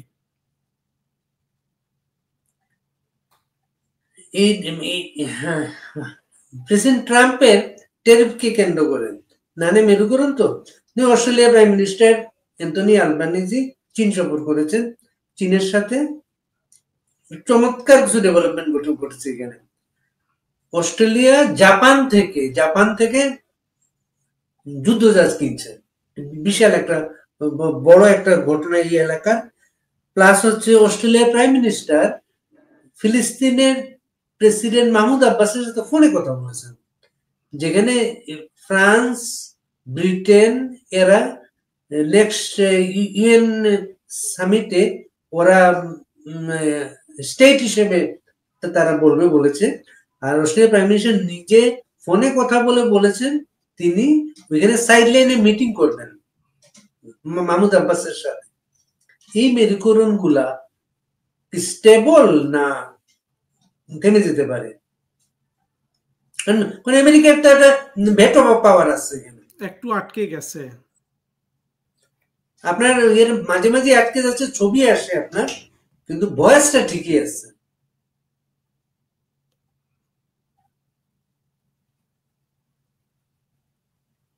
আপনি কথা শুনতে পাচ্ছেন? এখন শুনতে পাচ্ছি। আমি যে কথাগুলো প্রশ্নটা রেখেছিলাম আপনার ওই মেরুকরণের পর থেকে আর শুনি নাই যে মেরুকরণ গুলা সম্পর্কে আপনি কিছু প্রশ্ন করতে চাইছিলেন। মেরুকরণটা মনে করেন শুধু টেরিফ প্রসঙ্গে না, ফিলিস্তিন প্রসঙ্গে একটা মেরুকরণ চলে এসেছে। গাজা পরিস্থিতি, গাজার ক্ষুধার্ত মানুষের পরিস্থিতি, এটা নিয়ে মেরুকরণ হচ্ছে। ফ্রান্স প্রথম বলেছে তারা স্টেট হিসেবে তারা ফিলিস্তিনকে ইয়ে করবে। এরপরে যুক্তরাজ্য, কানাডা একই অবস্থান নিয়েছে। সর্বশেষ অস্ট্রেলিয়ান প্রাইম মিনিস্টার নিজে ফিলিস্তিনি প্রেসিডেন্টের সাথে টেলিফোনে আলাপ করেছেন, আলাপ করে বলেছেন ইউএন সামিটে নেক্সট উইক উনি তার সাথে সাইডলাইনে বৈঠক করবেন। এই গাজা পরিস্থিতি কি মধ্যপ্রাচ্য কোন মেরুকরণ নিয়ে আসছে? দেখুন বাড়ি ভাই, এখানে আমাদেরকে বাস্তবতার জায়গায় যেতে হবে। আপনার সারা পৃথিবী যদি এই যে প্যালেস্টাইন রাষ্ট্রকে স্বীকৃতি দেয়, প্যালেস্টাইনিয়ানদের যে আজকের যে দুর্ভাগ্য, এইটার কোনো পরিবর্তন হবে না যতক্ষণ হামাসের মতো জঙ্গি গোষ্ঠী এগুলার আপনার এগুলাতে নেতৃত্বে থাকবে। হামাস দেখেন, জিনিসটা আপনাকে একটু স্মরণ করিয়ে দিতে চাই, এই আলোচনাটা বাংলাদেশের মানুষের জন্য দরকার। আমরা হামাসের জন্য কেন এত প্রেম দেখাই, কেন ফাতা তো আছে সেখানে, মাহমুদ আব্বাসের যে দলটা, ইয়াসির আরাফাতের সেই দলটা, আমরা তাদের প্রতি প্রেম দেখাবো। দেখেন মাহমুদ আব্বাস, এই ইয়াসির আরাফাতরা প্রায় একটা স্বাধীন প্যালেস্টাইন রাষ্ট্র গঠনের ব্যাপারে অনেক দূর এগিয়ে গিয়েছিল আপনার ক্যাম্প ডেভিড চুক্তির মাধ্যমে। আপনার মনে আছে কিনা, যেখানে ইসরায়েলের একজন প্রাইম মিনিস্টার আইজাক রবিন খুব সম্ভবত, ইয়াসির আরাফাত এবং বিল ক্লিন্টন, এই তিনজন কিন্তু এই চুক্তি করে আপনার ওই যে ইউনুস যে পুরস্কারটা পেয়েছিল সেই নোবেল প্রাইজটা পেয়েছিল। তারপরে আপনার হামাসের উত্থান, কেউ কেউ বলে হামাসকে ইসরায়েলি উত্থান করিয়েছে, যেই উত্থান করার, এই হামাসের উত্থানের কারণে, মূলত অনেক কারণই থাকতে পারে, কিন্তু মূলত হামাসের উত্থানের কারণে ওই প্রক্রিয়াটা বর্তমানে নষ্ট হয়ে গেছে। আপনি দেখেন এই প্যালেস্টাইনের আলোচনাটা স্বাভাবিক, মানে অল্প আলোচনায় কিছু বোঝা যাবে না। প্রথম কথা হলো আপনার এই প্যালেস্টাইনিয়ানদের দুর্ভাগ্যের জন্য সবচেয়ে বেশি দায়ী হলো আপনার ইরান এবং হামাস। কেন জানেন? এখন আপনি বলতে পারেন যে হামাসকে আমি সন্ত্রাসী বলবো না, সে তো স্বাধীনতাকামী, হ্যাঁ, কিন্তু না, আসলে পৃথিবীতে এইভাবে কোনো কিছু কাজ করে না। এটা আমি অবশ্য একটা ডেঞ্জারাস আলোচনা করছি, কিন্তু আমার মনে হয় আপনার দর্শকদের এগুলা শোনা উচিত, বোঝা উচিত কিনা বুঝতে পারলে তো যুক্তি থাকলে। দেখেন, প্রথম কথা হলো আপনি এই যে হামাসের, আমি আপনার প্রশ্নের উত্তর দিব, আমি একটু ব্যাকগ্রাউন্ডটা একটু না বললে আমার দৃষ্টিভঙ্গিটা বোঝাতে পারবো না। আপনি এই যে হামাসকে আপনি কেন ভালোবাসেন বা আমি কেন ভালোবাসতে যাই, কারণ হলো আমরা মনে করি যে 1948 সালে বা ওই সময়টায় 48-49 সালে বা 47 সালে ওই 2-3 বছরের মধ্যে ইসরায়েল রাষ্ট্র গঠন হয়, যে দখলদার ইহুদিরা বিভিন্ন জায়গা থেকে এসে আপনার এখানে ইসরায়েল রাষ্ট্র গঠন করছে। এইটা আমাদের কাছে কিন্তু খুবই স্বাভাবিক, বিষয়টা অত্যন্ত স্বাভাবিক। এই জিনিসটাকে অন্যায় মনে হবে, কোনো সন্দেহ নাই, তাই না? এইটা একটা অন্যায্য। এখন এই অন্যায্যতাকে আপনি মেনে নিচ্ছেন না, মেনে না নিলে আপনার কাছে হামাসকে মনে হবে যে যৌক্তিক, ছলে হোক, বলে হোক, কৌশলে হোক, সন্ত্রাসের মাধ্যমে হোক। হামাসের মাধ্যমটা তো সন্ত্রাসী মাধ্যম, হ্যাঁ, সন্ত্রাসের মাধ্যমে ইসরায়েলকে পরাজিত করা হোক, কিন্তু এইভাবে তো পরাজিত তারা করতে পারছে না, হ্যাঁ। কারণ হামাসের মতো একটা জঙ্গি গোষ্ঠী যদি আপনার এই ইয়েকে পরাজিত করতে চায়, তাহলে তাকে ওদের মতো বুদ্ধিমান হইতে হবে, মেধা খরচ করতে হবে, অস্ত্র পাইতে হবে। ওই যে 1-2টা রকেট, 1000 রকেট একসাথে মেরে ইসরায়েলকে পরাজিত করা যায় না। কিন্তু মানুষের যুক্তির জায়গাটা কোথায় দেখেন, আমরা যদি এই যুক্তিটা মানি যে 1948 সালে বা 49 সালে জোর করে ইহুদিদের একটা রাষ্ট্র বানানো হয়েছে, প্যালেস্টাইনিয়ানদের ওই বাড়িঘর থেকে আপনার উৎখাত করা হয়েছে, এই জিনিসটা খুবই একটা অন্যায় কাজ, স্বাভাবিক। কিন্তু দেখেন, ওই ইহুদিগুলাকে কিন্তু আবার একেবারে মানে 1400 বছর আগে থেকে শুরু করে আরো 500-700 বছর ওই ওদেরই বাড়িঘর থেকে সারা পৃথিবীতে তাড়িয়ে দেওয়া হয়েছিল। এখন আপনার যদি মনে হয় যে ওই কাজটা নেয় আর 48 সালে এদেরকে ঢুকানোটা অন্যায়, তার মানে হলো আপনি যুক্তি দিয়ে জিনিসটা চিন্তা করতে পাচ্ছেন না, আপনি জিনিসটা চিন্তা করছেন আবেগের জায়গা থেকে।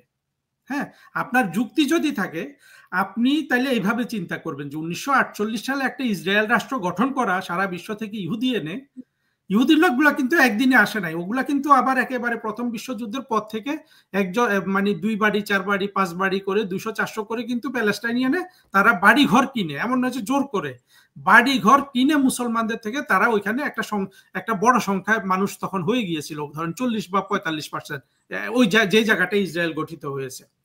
হ্যাঁ, এখন তারপরেও ওটা যেহেতু ইসরায়েল রাষ্ট্র ছিল না, প্যালেস্টাইনিয়ানদের জায়গা মনে করা হচ্ছে, সেই জায়গায় যখন আপনি একটা ইসরায়েল রাষ্ট্র গঠনকে আপনি মনে করছেন যে অন্যায়, আমিও মনে করছি অন্যায়, কিন্তু আবার 1500 বছর আগে, 1600 বছর আগে থেকে শুরু করে ওই যে 500-700 বছর ধরে ইহুদিদেরকে যে বাড়ি ঘর থেকে তাড়িয়ে দেওয়া হয়েছিল, সেটাকে তো আমি যদি ন্যায় মনে করি, সেটাকে ন্যায় মনে করলে এবং 48 সালের ইসরায়েল রাষ্ট্র প্রতিষ্ঠাকে অন্যায় মনে করলে হবে যে আমি যুক্তিতে নাই। আমি যদি মনে করি যে 1948 সালে ইসরায়েল রাষ্ট্র গঠন অন্যায় এবং ওই যে ইহুদিদের তাদের বাড়িঘর থেকে তাড়িয়ে দেওয়াটাও অন্যায়, এই দুইটা যদি আমি অন্যায় বলি তাহলে আমি যুক্তির মধ্যে আসি। কিন্তু আমরা যারা জিনিসটাকে খুব সংকীর্ণ দৃষ্টিভঙ্গি থেকে দেখি, আমাদের কাছে সাথে শুধু ওই জায়গাটায় চোখে পড়ে যে ইহুদিরা প্যালেস্টাইনিয়ানদের বাড়ি ঘর দখল করে ইসরায়েল রাষ্ট্র গঠন করছে। আমরা কিন্তু পেছনের কথাটা আবার ভুলে যাই যে এই ইহুদিদেরই বাড়ি ঘর ছিল এটা, বরঞ্চ মুসলমানরা এখানে কিন্তু আপনি যদি ঐতিহাসিকভাবে দেখেন, ওরা বরঞ্চ এইখানে ওরা ওইভাবে কিন্তু মূল বাসিন্দা না, যদিও আসলে মূল বাসিন্দা সবাই, অর্থাৎ যে ইহুদি, আসলে আমাদের অবস্থাটাও একরকম, আমরা যেমন হিন্দুদের ঘৃণা করি, ওইখানে মুসলমানরা ইহুদিদের ঘৃণা করছে, অবশ্য আমরা মুসলমানরা ইহুদিদেরকেও ঘৃণা করি। যাই হোক, এই ঘৃণাটা হয়ে গেছে সাম্প্রদায়িক, কিন্তু রক্তের দিক থেকে দেখতে গেলে এরা কিন্তু আপন ভাই বোন। আপনার মাহমুদ আব্বাস আর বেঞ্জামিন নেতানিয়াহু এরা কিন্তু এক রক্তের মানুষ, অর্থাৎ এদের পূর্বপুরুষ হয়তো দেখা গেছে একজন, অর্থাৎ একজনের রক্ত এই দুজন বহন করছে।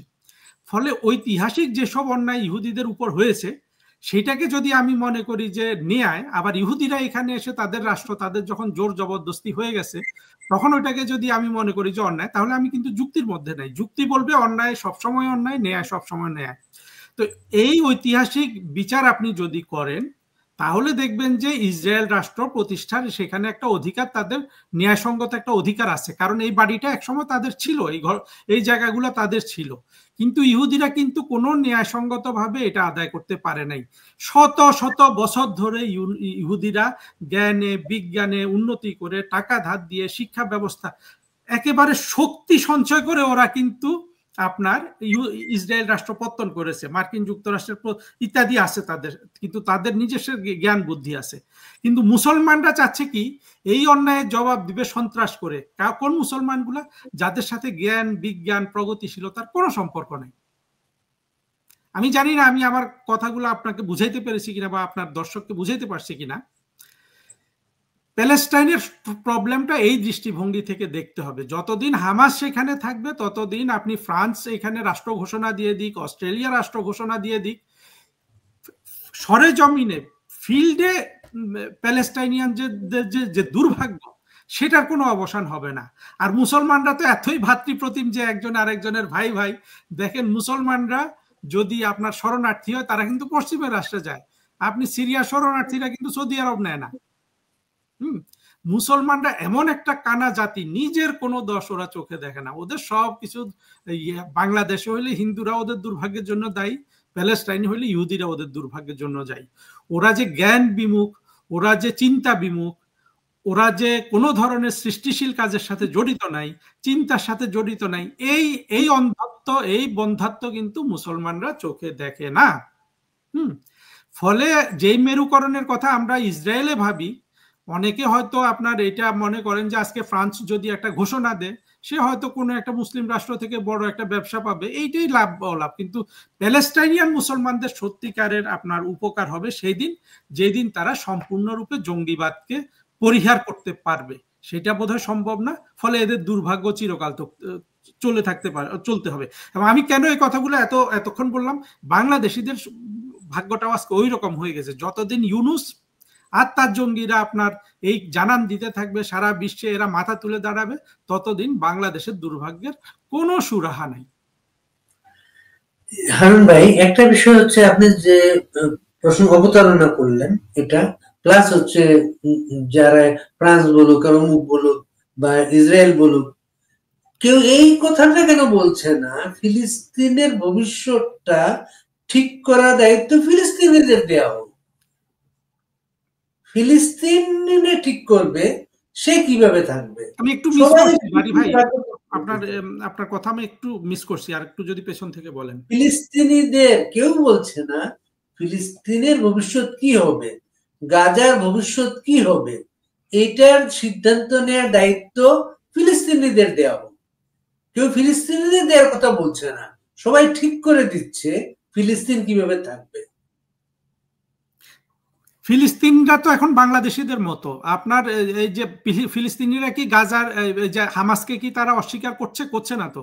তারা যদি সবাই রাস্তায় বের হয়ে আসে যে না, আমরা হামাস এবং সন্ত্রাসকে সমর্থন করি, তারা ভোট দিয়ে, গাজার নেতৃত্বে হামাসকে তারা ভোট দিয়ে বসিয়েছে। তারা যেমন পশ্চিম তীরে যে মাহমুদ আব্বাসের কর্তৃত্ব, ওইখানকার জনগণ ফাতাহকে ভোট দিয়েছে, গাজায় দিয়েছে হামাসকে দিয়েছে তারা। না, এটা কি আমি একটু গভীরে গিয়ে আলোচনা করতে চাই, কারণ ইস্যুটা আসলে খুব আমাদের সাথে সম্পর্কযুক্ত, প্যারালালি।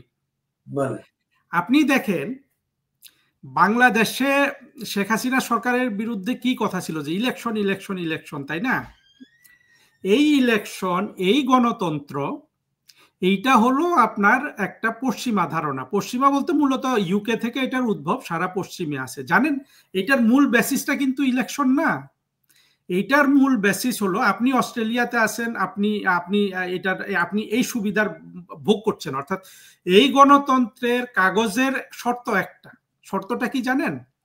আইনের দৃষ্টিতে, রাষ্ট্রের দৃষ্টিতে প্রতিটা নাগরিকের সমান অধিকার, অথবা পুরুষ অথবা অকম পুরুষ, বেশি নারী, তৃতীয় লিঙ্গ, চতুর্থ লিঙ্গ, হিন্দু, বৌদ্ধ, খ্রিস্টান, আস্তিক, নাস্তিক, প্রত্যেকের রাষ্ট্রের কাছে সমান অধিকার।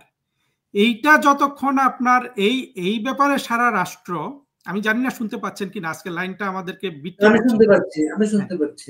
রাষ্ট্র যখন এই জায়গায় একমত হবে না, অর্থাৎ আপনার মোট কথা হলো পশ্চিমা গণতন্ত্রটা উঠছে, সৃষ্টি হয়েছে একটা শর্তটা কি, রাষ্ট্রের চোখে সব ধরনের মানুষ, নারী, পুরুষ, শিশু, বৃদ্ধ, আবাল বনিতা, আপনার সমকামী, বিষমকামী, তৃতীয় লিঙ্গ, হিন্দু, বৌদ্ধ, খ্রিস্টান, মুসলমান, আস্তিক, নাস্তিক, এই ধরনের পরিচয়ে মানুষ পরিচিত হবে না। সে নাগরিক, সে তার প্রত্যেক নাগরিকের সমান অধিকার।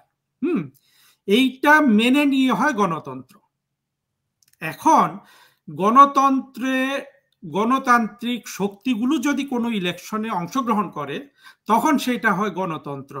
কিন্তু আমাদের দেশের মুসলমানরা বা হামাসের কথাটাতে আমি আসি, এরা বিশ্বাস করে কি যে একটা ইলেকশন দিয়ে দিলেই আপনার গণতন্ত্র হয়ে গেল। না, আপনি দেখেন বাংলাদেশের রাজনৈতিক দলগুলার আপনি ম্যানিফেস্টো দেখেন বা তাদের কনস্টিটিউশন দেখেন, পার্টির গঠনতন্ত্র দেখেন, বড় দলগুলোর মধ্যে একমাত্র আওয়ামী লীগের সংবিধানে সেকুলারিজমের কথা বলা আছে, অর্থাৎ রাষ্ট্র প্রত্যেক মানুষকে সমান দৃষ্টিতে দেখবে।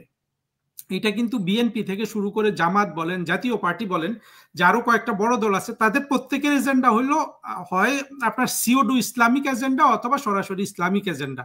যেমন এজেন্ডাটা জামাতেরটা ইসলামিক এজেন্ডা, আর বিএনপিটা হলো ছদ্মবেশী ইসলামিক এজেন্ডা। আপনি জাতীয় পার্টিটা হলো হাফ ইসলামিক এজেন্ডা। যখনই আপনার কোনো ধর্মীয় এজেন্ডা আপনার রাজনৈতিক দলের ম্যানিফেস্টো থাকে, by definition you are not a democratic political party. বুঝতে পারছেন? যদি ডেমোক্রেটিক পলিটিক্যাল পার্টি না হয়, তার জন্য কিন্তু ইলেকশন না। কিন্তু মুসলমানরা এবং জামাতও কেন বারবার ইলেকশনের কথা বলে? বারবার বলে ওরা জানে যে মৌলবাদ ছড়িয়ে ওরা ইলেকশনে জিতে যাবে। আপনি এই ফাঁকটা বাংলাদেশের মানুষকে, আওয়ামী লীগ নিজেই তো এগুলো বোঝে না, তার চিন্তাও তো এই এত গভীর চিন্তা নাই। সে কি জানে যে আসলে সে ছাড়া বাংলাদেশে কোনো বড় দলগুলো আপনার গণতান্ত্রিক দল না? সে তো এটা সারা বিশ্বের কাছে তুলে ধরতে পারে নাই। হ্যাঁ, সব অদ্ভুত, অবুঝ, আমি আপনার কি বলবো, খারাপ কথা বলতে চাই না, আমি নিজে আওয়ামী লীগের সমর্থক। তার চিন্তাতেও সে নিজেও জানে না যে বাংলাদেশের যে বড় চারটা দল আছে, জাতীয় পার্টি, আপনার বিএনপি, জামাত এবং আওয়ামী লীগ, এই চারটা দলের মধ্যে একমাত্র আওয়ামী লীগ পশ্চিমের যে গণতন্ত্র সেই সংজ্ঞায় পড়ে, বাকি তিনটা পড়েই না। এই জিনিসটা যদি আওয়ামী লীগ জানতো, তাদের মধ্যে যদি এই বোধ বুদ্ধি থাকতো, তারা পশ্চিমে অনেক সুন্দর তারা তাদের পরিস্থিতি তুলে ধরতে পারতো। কিন্তু সেখানে তো সেই চিন্তা করার লোক নেই। সে নিজেও জানে না যে সত্যিকারের গণতন্ত্র কোনটা। এই জায়গাটা আমি কেন বলছি জানেন? অর্থাৎ আমরা যে ইলেকশনের কথা বলি, ইলেকশন তো গণতন্ত্রের ইলেকশন কিন্তু ইলেকশনই না। প্রথম শর্ত হলো যে যারা গণতান্ত্রিক শক্তি তারা ইলেকশনে অংশগ্রহণ করবে। অর্থাৎ প্রতিটা গণতান্ত্রিক শক্তি হওয়ার প্রধান এবং বেসিক বৈশিষ্ট্য হলো সেই দল হবে সেকুলার। এই জিনিসটা কিন্তু খুব কঠিন একটা, বাংলাদেশের জন্য খুব প্রাসঙ্গিক। হ্যাঁ, আপনি দেখবেন এই জন্য এই যে পশ্চিমের যে গণতন্ত্রের ধারণা, এটা যেহেতু মুসলমান বিশ্বে খাপ খায় না, এই জন্য আজ পর্যন্ত বিশ্বে কোনো মুসলমান দেশ সঠিকভাবে গণতান্ত্রিক হতে পারেনি। একমাত্র বাংলাদেশের আপনার একটা আশা ছিল 1972 সালের সংবিধানের মাধ্যমে বাংলাদেশকে, তখন বঙ্গবন্ধুর পক্ষে হয়তো সম্ভব হতো যদি ওইভাবে উনি চেষ্টাও করেছিলেন। উনি তো ধর্মভিত্তিক রাজনৈতিক দলকে উনি আপনার করেছিলেন, ধর্মভিত্তিক রাজনীতি বঙ্গবন্ধু কিন্তু নিষিদ্ধ করেছিলেন, সেটা জিয়াউর রহমান তুলে এনেছে। কিন্তু বাংলাদেশের এই ঐতিহাসিক প্রেক্ষাপট, যে প্রেক্ষাপটে শুধুমাত্র আওয়ামী লীগ একমাত্র গণতান্ত্রিক দল, আমি ব্যবহারে বলছি না, ব্যবহারের কথা পরে, কাগজে কলমে, হ্যাঁ, চারটা দলের মধ্যে একমাত্র আওয়ামী লীগ হলো গণতান্ত্রিক দল। আওয়ামী লীগ নিজে এটা জানে না। আওয়ামী লীগ বিএনপি কে গণতান্ত্রিক দল মনে করে, জামাতকে গণতান্ত্রিক দল মনে করে, জাতীয় পার্টি, আসলে তো না। ওরা যতদিন ওদের আপনার সিওডু ইসলামিক এজেন্ডা থাকবে ততদিন তারা গণতান্ত্রিক শক্তি না। গণতান্ত্রিক শক্তি না হলে তো তার জন্য আপনার ইলেকশন না। এখন হামাসের কথায় আপনার আসি। হামাস গণতন্ত্রের কোনো নীতি মানে না, সন্ত্রাসী একটা দল। কিন্তু ওই যে ভোটে যে আপনার অশিক্ষিত মূর্খ মানুষের ভোট পেয়ে জিতে যাবে, ওইটাই তার কাছে গণতন্ত্র। ফলে হামাস নির্বাচিত করে, হামাসকে গাজাবাসী নির্বাচিত করে তারা নিজেদের সর্বনাশ করেছে। আজকে 40-50 হাজার গাজাবাসী খুন হয়ে গেছে। সারা বিশ্বের কোনো, আপনি যতই বলেন যে আমরা কি গাজাবাসীর প্রতি খুব ভালোবাসি, আমি গতবার ঈদের সময় বলছিলাম, মুসলমানদের ভালোবাসাটা হলো একটা মরীচিকা। কেন জানেন? মুসলমান এমন একটা ধর্মীয় গোষ্ঠী, তার মধ্যে যুক্তি কোনো জায়গায় কাজ করে না। আপনি বিশ্বের 90-95% মুসলমানের মগজ কিন্তু একটা বদ্ধ মগজ, সে চিন্তা করতে পারে না। অর্থাৎ গাজাবাসীর প্রতি কিন্তু, গাজাতে দেখবেন এখনো যত ত্রাণ যায় সেগুলো কিন্তু ওই কাফের ইহুদি নাসারা ওদের কাছ থেকেই আসে। হ্যাঁ, ওই মুসলমানরা কিন্তু, আর যে পরিমাণ গাজাবাসী আর প্যালেস্টাইনিয়ান 40-50 লাখ লোককে তো আপনার যে কোনো একটা আরব রাষ্ট্র অ্যাবজর্ব করে নিতে পারে, তারা কিন্তু সেটা কোনোদিন করবে না। অর্থাৎ ধর্মের নামে তাদের প্রচুর ভালোবাসা আছে, কিন্তু সেই ভালোবাসাটা হলো একটা মরীচিকা, সেটা প্র্যাকটিক্যালি নাই। তা আমি যে জায়গাটা বলে শেষ করব এখানে, সেটা হলো দেখেন, গাজার সব দুঃখের মূল কারণ কিন্তু ইসরায়েল না। যতক্ষণ আপনি ইসরায়েল মূল কারণ মনে করবেন, ততক্ষণ আপনার যে প্যাশন, একটা ঘৃণা, সাম্প্রদায়িক ঘৃণা, সেটা পরিপূর্ণ হবে, প্যালেস্টাইনিয়ানদের সমস্যা সমাধান হবে না। গাজার বা প্যালেস্টাইনিয়ানদের মূল সমস্যা হলো জঙ্গি গোষ্ঠী হামাস। এইটা মুসলমানরা বুঝতেও পারে না, ফলে গাজারও সমস্যা তারা সমাধান করতে পারে না। বাংলাদেশের মানুষ মুক্তিযুদ্ধের চেতনার কি শক্তি, আওয়ামী লীগও সেটা বুঝতে পারে না, ফলে আওয়ামী লীগ বারবার মৌলবাদী ধর্মীয় গোষ্ঠী এবং স্বাধীনতা বিরোধীদের কাছে আপনার পরাজিত হয়। আপনি যদি প্রশ্নটা আর একটু আমাকে মনে করিয়ে দেন, আমার ব্যাকগ্রাউন্ড দেওয়া শেষ, আমি এখন সংক্ষেপে উত্তর দিতে পারবো।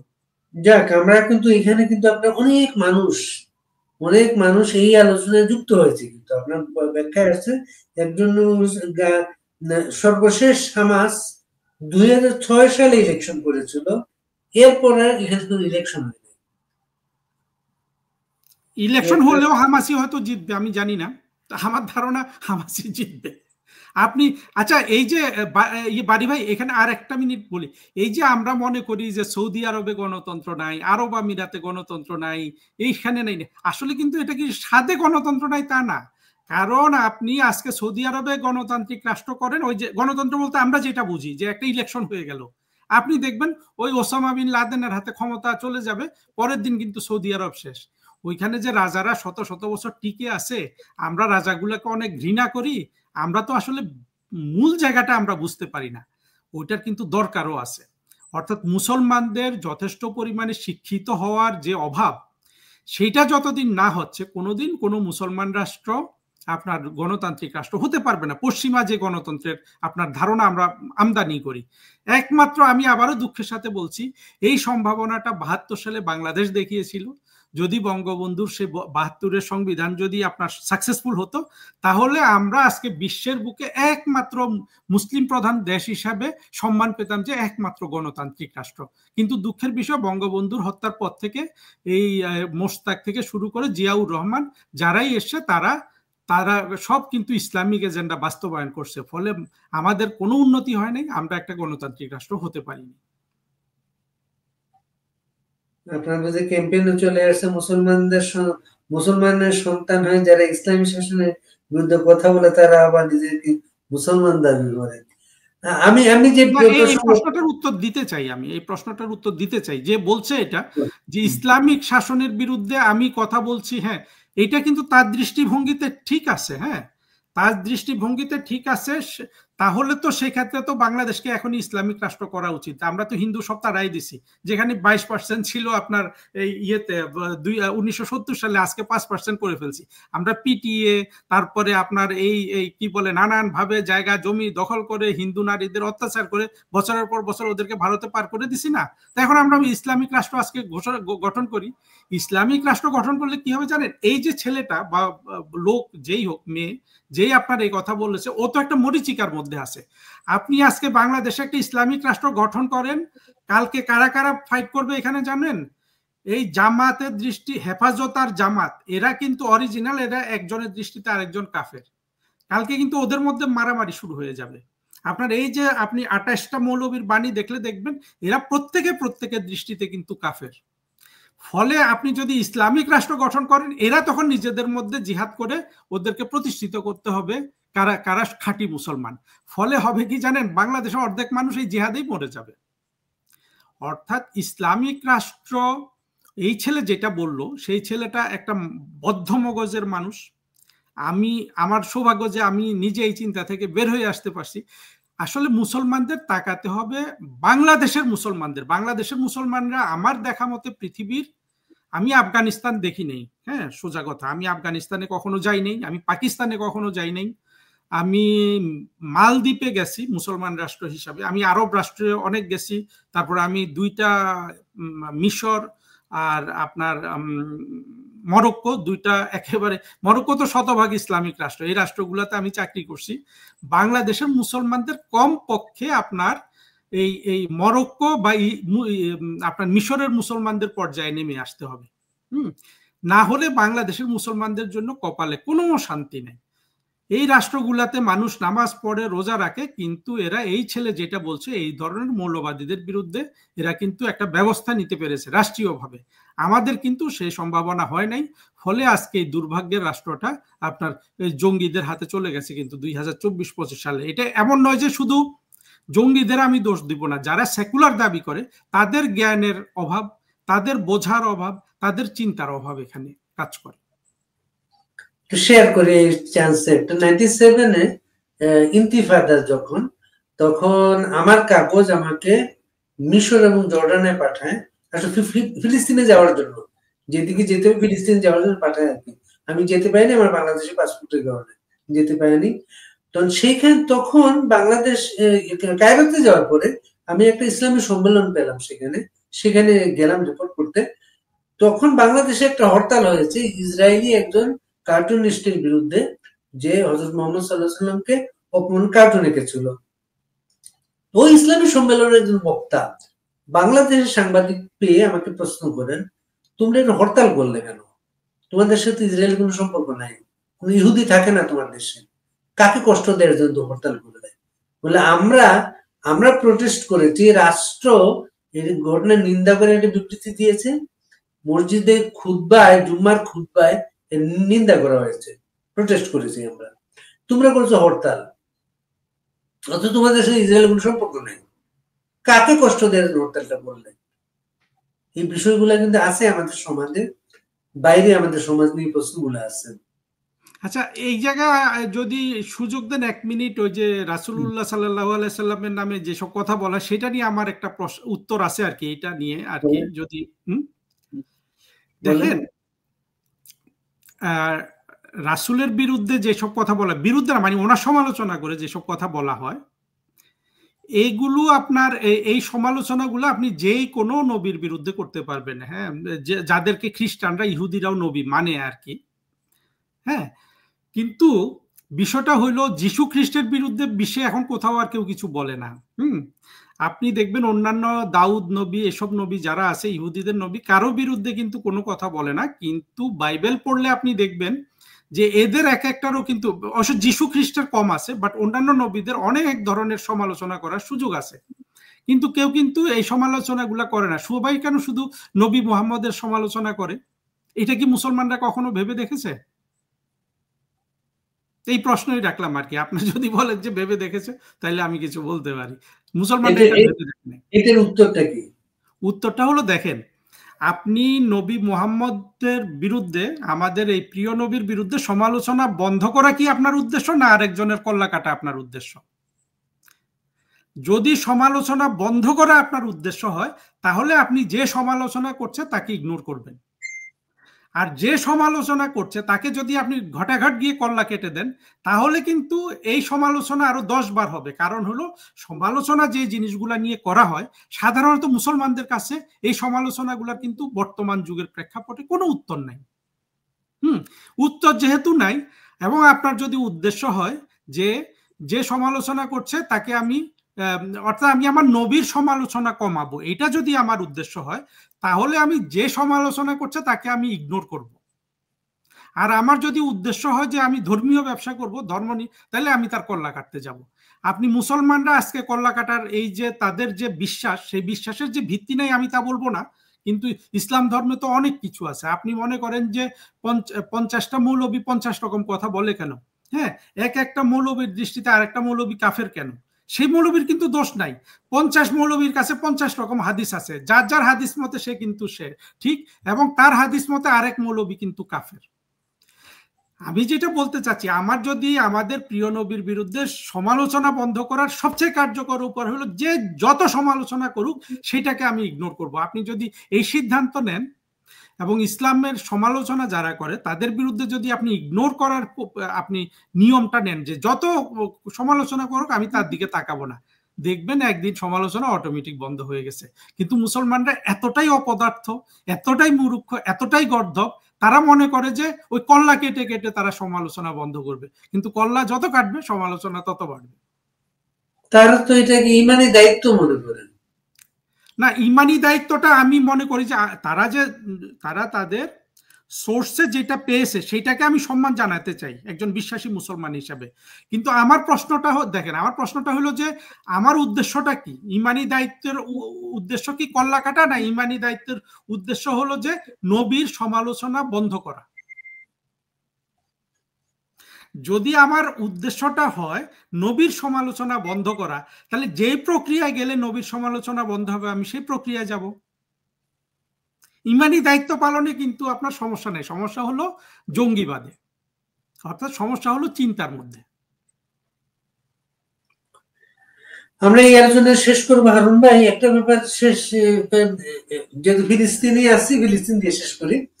এখন স্পষ্ট ইসরায়েলের গাজার নীতিটা হচ্ছে পোড়া মাটির নীতি, যে ওইটা পুরাটাই ডিমোলিশ করে দেয়া।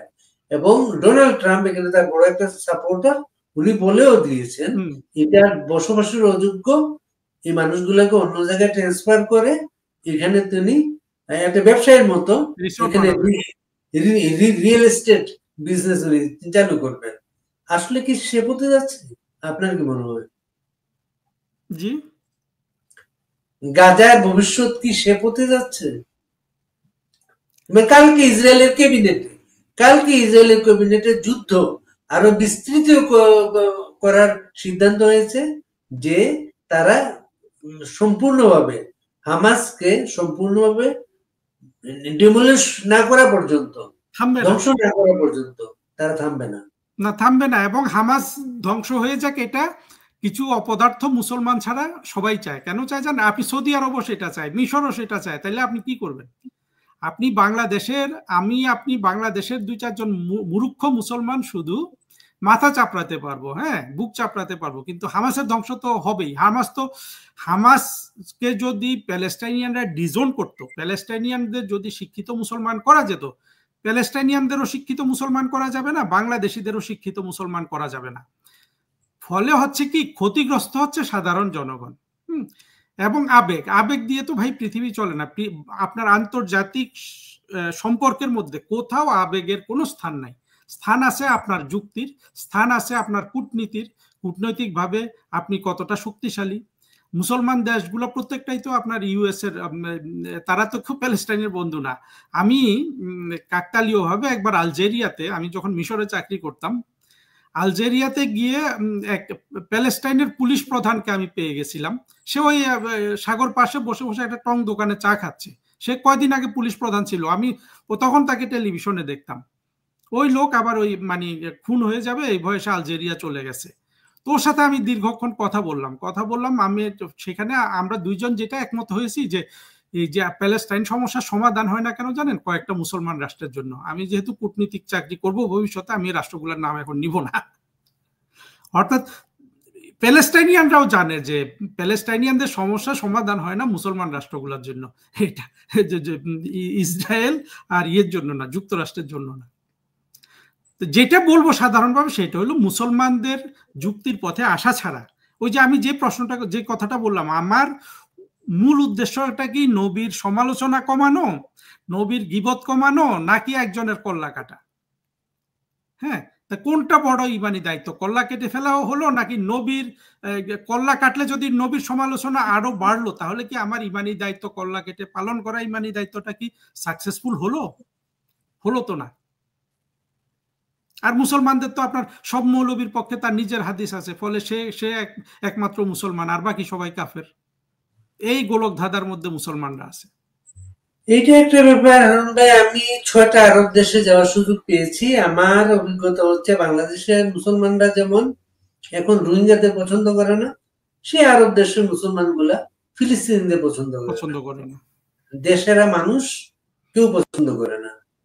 আর একটা হচ্ছে আজকের অভিজ্ঞতায় আমার মনে হলো আগামীতে আমরা এই বিষয়গুলো নিয়ে আলাপ করলে অনেক মানুষ কিন্তু এঙ্গেজ হয়, এই প্রশ্নের উত্তর জানতে চায়।